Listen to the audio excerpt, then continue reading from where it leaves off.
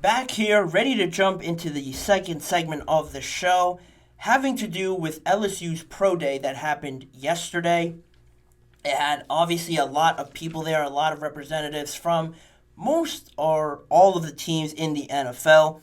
The Patriots especially had 9 guys there, including a lot of assistant offensive coordinators, defensive coordinators, as well as Gerard Mayo and Elliott Wolf, their general manager. Antonio Pierce was there. Dan Quinn was there. Adam Peters, the Commanders general manager, was there. Joe Hortiz, the Chargers general manager, was also there. So it drew in a lot of people for this pro day. Joe Shane was there, as well as Brian Dable. And the Bears head coach, Matt Eberflus, was also there.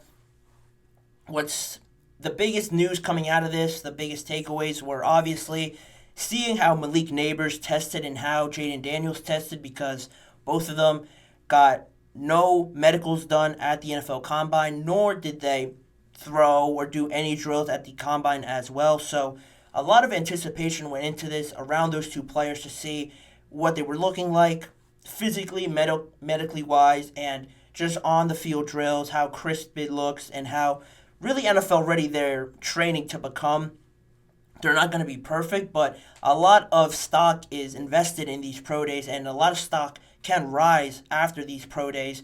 You saw it with J.J. McCarthy, Caleb Williams as well. Not as much because he's already touted as the best prospect, but even still, it did make people feel good to see how he was as a person, character-wise, how much fun he was having that day. So those things can differ in different ways around these pro days. General managers, coaches, and stuff like that can take a lot away from it off the field as well.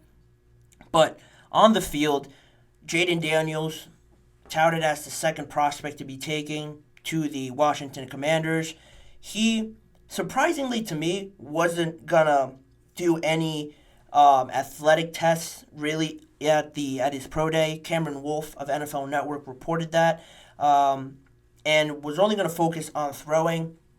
His session lasted or was about 50 passes in his workout, a combination of different deep balls, intermediate routes, short routes, and timing and stuff like that. It's all very impressive. I don't think that really affected too many people's view of him.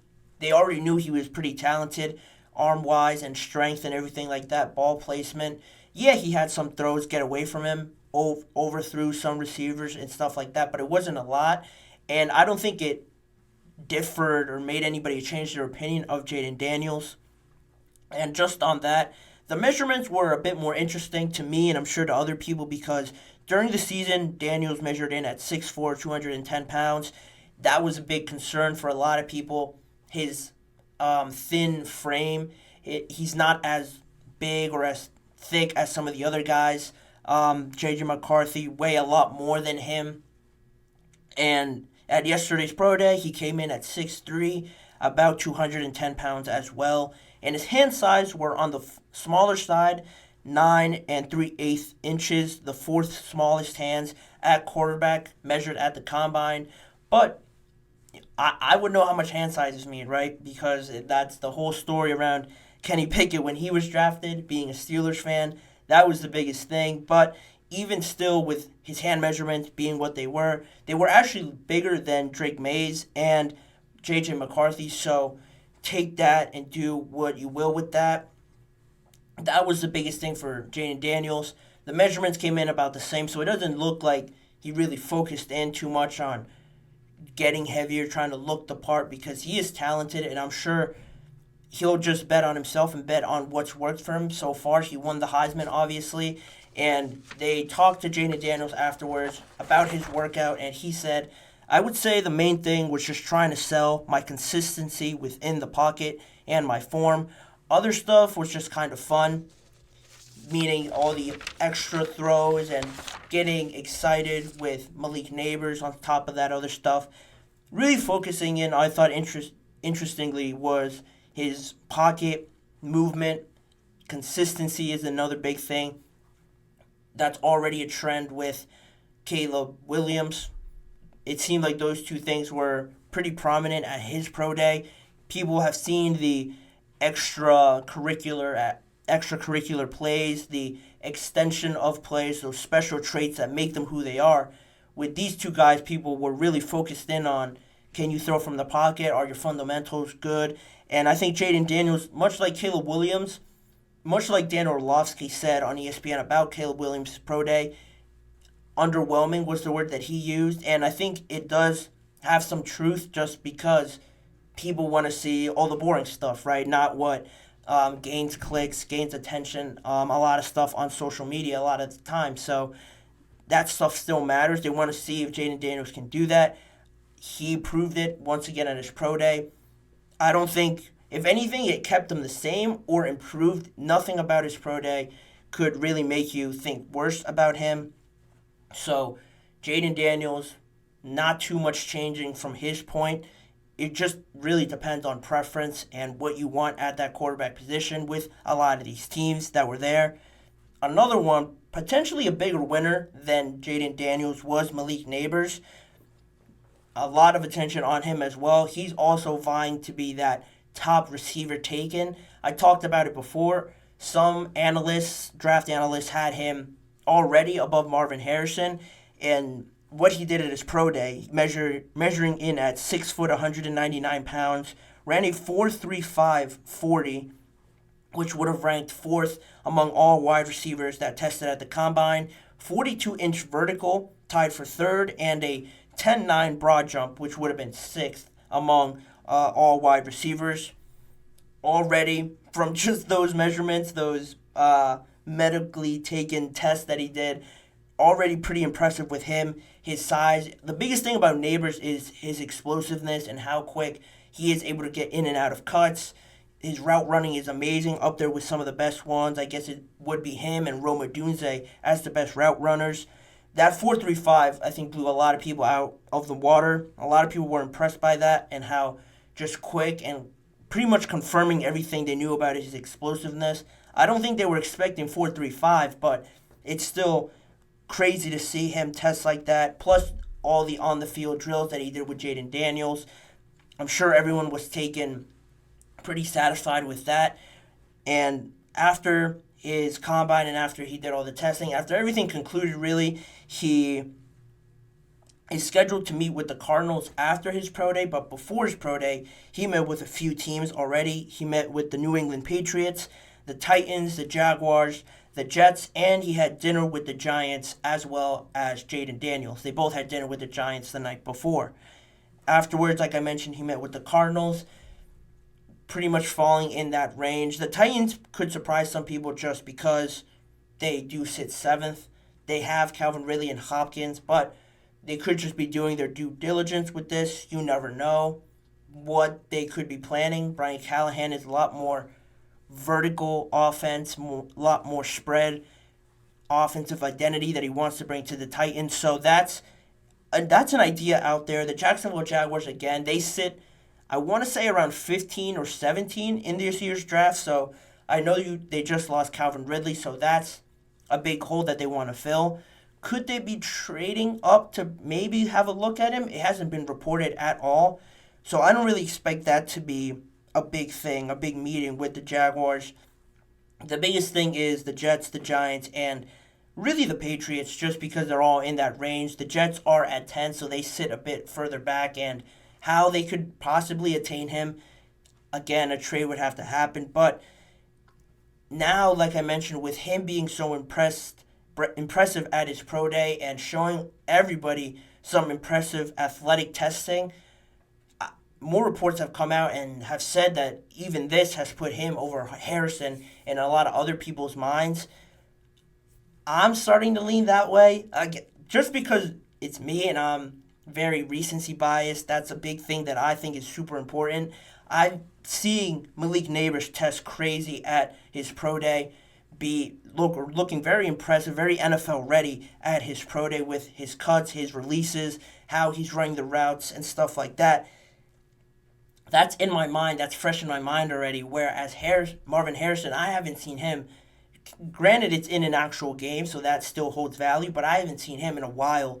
So thinking, or I should say knowing, that he is a great talent, but seeing Nabers doing it now, it just puts that thought in your head that you can favor him a little bit. At least for me, I'm favoring Malik Nabers right now. And those two were the biggest winners out of LSU's Pro Day. Brian Thomas as well also tested, but he wasn't doing the 40 or any athletic testing, similar to Daniels, because he did that at the Combine. And now you could really start thinking, how could this sort of Pro Day, everyone being surprised and raising their expectations more for these players now at their Pro Days, how could that affect a team like the Raiders, the Broncos, the Vikings now? They haven't really been connected to Daniels that much. It has been mostly J.J. McCarthy. But the Vikings still, they could also trade up, and maybe they like Daniels better now. It could all change in just a matter of this day at their Pro Day. And I saw a report coming here to do the show that it has been reported that the Raiders and the Vikings, I want to say, are the two teams now that have been the most active in trying to trade up after this Pro Day, after seeing Jayden Daniels. And what I thought is interesting, now connecting the dots a little bit, with the Raiders especially, Antonio Pierce obviously is their head coach. He makes the decisions a lot of the times. He has expressed his trust in Aiden O'Connell, and if he has to be the starting quarterback, he has earned the right to at least compete to be the starting quarterback, were his words. But with the Raiders now being reported to have more interest in trading up, you have to remember that Antonio Pierce actually recruited Jayden Daniels out of Southern California 5 years ago to play at Arizona State, where he started his college career. Then he obviously transferred over to LSU, but that connection exists right there between Pierce and Jayden Daniels. I'm sure it goes just beyond football. Getting recruited out of Southern California, Antonio Pierce being from that area, Jayden Daniels getting the opportunity to play in college through Antonio Pierce, I'm sure they hold some sort of pretty high personal connection between the both of them.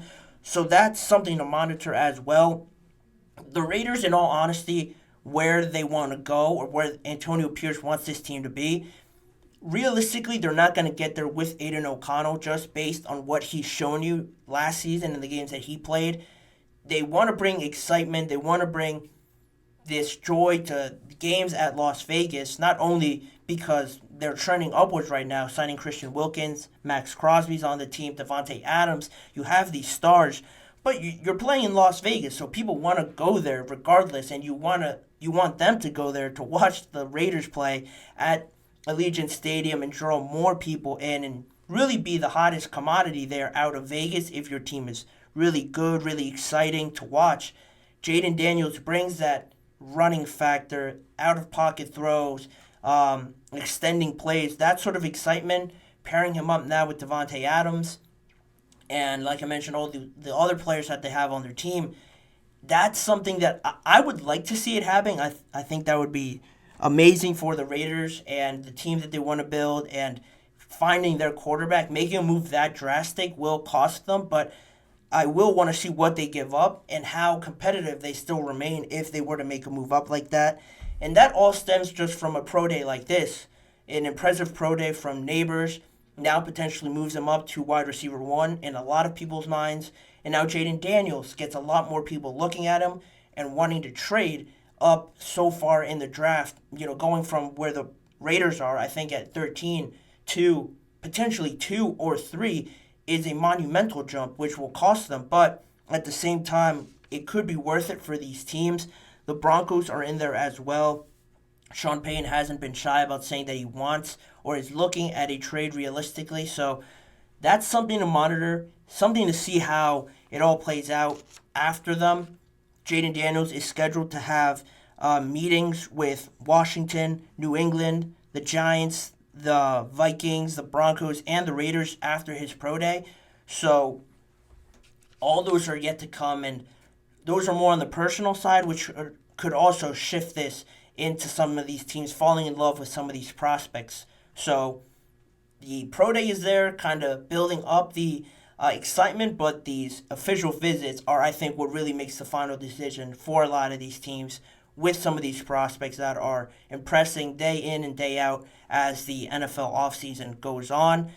But I will move on now and transition into another break. And on the other side of the show, the other half of the show, I will be getting into that Hard Knocks change, focusing in on an entire division rather than following just one team. And we'll talk about Brock Purdy's imminent projected extension in 2025 with the San Francisco 49ers. So you're not going to want to miss all of that. All those stories are coming up next on the GSMC Chip Shot Football Podcast.